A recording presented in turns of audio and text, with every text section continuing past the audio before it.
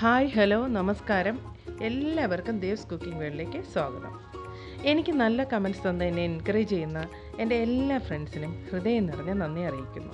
ഇനിയും നിങ്ങളുടെ സപ്പോർട്ട് ഈ ചാനലിന് വേണം. അപ്പോൾ ഇന്നത്തെ വീഡിയോയിൽ ഞാനൊരു സിമ്പിൾ ബ്രെഡ് റെസിപ്പിയുമായിട്ടാണ് വന്നിരിക്കുന്നത്.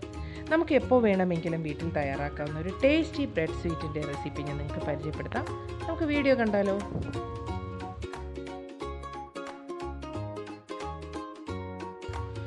ഇതിൻ്റെ റെസിപ്പി നോക്കിക്കോളും. വളരെ കുറച്ച് സാധനങ്ങൾ മതി ഇതിന്. ഒരു 8 ബ്രെഡ് ഞാൻ സൈഡ് കട്ട് ചെയ്തെടുത്തിട്ടുണ്ട്. പിന്നെ പഞ്ചസാര വേണം. ഒരു 4 ബ്രെഡ് ഞാൻ പൊടിച്ചെടുത്തിട്ടുണ്ട്. അതുപോലെ ഏലക്കാപ്പൊടി, കുറച്ച് നെയ്യ്, പാല്, അതുപോലെ വറുക്കാൻ ആവശ്യത്തിന് സൺഫ്ലവർ ഓയിൽ. ഇതെങ്ങനെയാണ് ചെയ്യുന്നതെന്ന് കണ്ടോളൂ. ഞാൻ ആ ബ്രെഡിനെ ഒന്ന് പൊടിച്ചെടുക്കുന്നുണ്ട്. കൈ കൊണ്ട് പൊടിച്ചാൽ മതി, മിക്സിയിലൊന്നും ചെയ്യണ്ട. കൈ കൊണ്ട് നമുക്കൊന്ന് പൊടിച്ചെടുക്കാം. എന്നിട്ട് നമുക്ക് കുറച്ച് പാല് ചേർത്തൊന്ന് കുഴച്ചെടുക്കണം. ഒരു 2 ടേബിൾ സ്പൂൺ മതിയാകും. ഒരുപാട് പാല് വേണ്ടെങ്കിൽ അത് ലൂസായി പോവും. നോക്കി കുഴയ്ക്കുക. നല്ല സോഫ്റ്റായിട്ട് കുഴച്ചെടുക്കണം. നമുക്ക് ഒരു 2 മിനിറ്റെങ്കിലും നന്നായിട്ട് കുഴയ്ക്കണം. ഒരല്പം നെയ്യ് കൂടെ നമുക്ക് ചേർത്ത് കൊടുക്കാം. നല്ല സോഫ്റ്റായിട്ട് കൈക്ക് ഒരു മയം വരുന്നവരെ നമുക്കൊന്ന് കുഴച്ചെടുക്കാം. എന്നിട്ട് ചെറിയ ഉരുളകളാക്കണം. ഒരു നെല്ലിക്ക വലുപ്പത്തിന് ഉരുളകളാക്കണം. കയ്യിൽ വേണമെങ്കിൽ ഒരല്പം നെയ്യ് തടവിയിട്ട് നമുക്കങ്ങനെ ചെയ്യാം. കുഞ്ഞു ഉരുളകളാക്കുക. ഇതുപോലെ ചെയ്യാം. ഈ സൈസ് ഉരുളകളാക്കി മാറ്റിയിട്ട് നമുക്ക് ചെറുതായിട്ടൊന്ന് ചപ്പിച്ചു കൊടുക്കാം. ഇങ്ങനെ. അപ്പോൾ ഞാൻ എല്ലാ ഉരുളകളും അങ്ങനെ എടുത്തിട്ടുണ്ട്. ഒരു 8-9 എണ്ണം നമുക്ക് ഈ 8 ബ്രെഡിൽ നിന്ന് ഇത്രയും ഉരുളകൾ കിട്ടും. ഇനി ഇതൊന്ന് വറുത്ത് കോരണം. വറുക്കുമ്പോൾ നിങ്ങൾ നല്ല ചൂടായ എണ്ണയിൽ തന്നെ ഇട്ട് കൊടുക്കുക. എന്നിട്ട് ശ്രദ്ധിക്കേണ്ട ഒരു കാര്യം എന്ന് വെച്ചാൽ ഫ്ലെയിം ഒന്ന് കുറച്ച് വെക്കണം.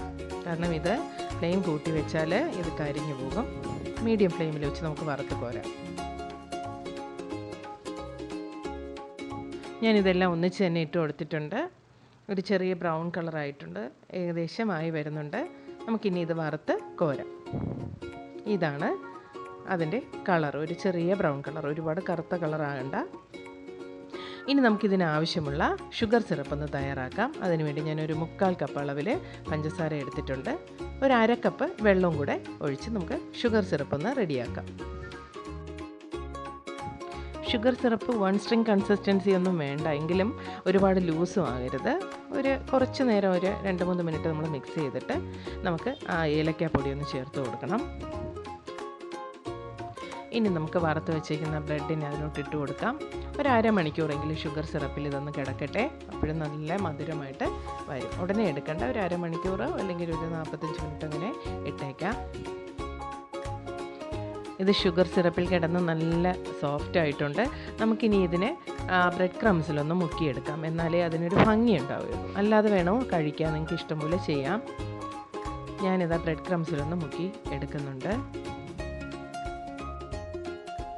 ബ്രെഡ് കഴിക്കാൻ ഇഷ്ടമില്ലാത്ത കുട്ടികൾ പോലും ഇങ്ങനെ ഉണ്ടാക്കി കൊടുത്താൽ വളരെ സന്തോഷത്തോടെ കഴിക്കും. അതുപോലെ തന്നെ നമുക്ക് ഒരുപാട് മെനക്കേടൊന്നുമില്ല ഇതുണ്ടാക്കാനായിട്ട്. നിങ്ങളെല്ലാവരും ഒന്ന് ട്രൈ ചെയ്ത് നോക്കൂ. നല്ല ടേസ്റ്റുമാണ് ഇത് കഴിക്കാനായിട്ട്.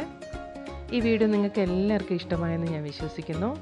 അപ്പോൾ നിങ്ങൾ ഈ ചാനൽ സബ്സ്ക്രൈബ് ചെയ്യുക, ഷെയർ ചെയ്യുക, ബെല്ലൈക്കൺ പ്രസ് ചെയ്യുക. അതുപോലെ തന്നെ നിങ്ങളുടെ വിലപ്പെട്ട കമൻസും അതിൽ രേഖപ്പെടുത്തുക. പുതിയ ഒത്തിരി റെസിപ്പീസ് നിങ്ങൾക്ക് വേണ്ടി ഞാൻ തയ്യാറാക്കുന്നുണ്ട്. നമുക്ക് പുതിയൊരു വീഡിയോയുമായി വീണ്ടും കാണാം. Till then, good bye.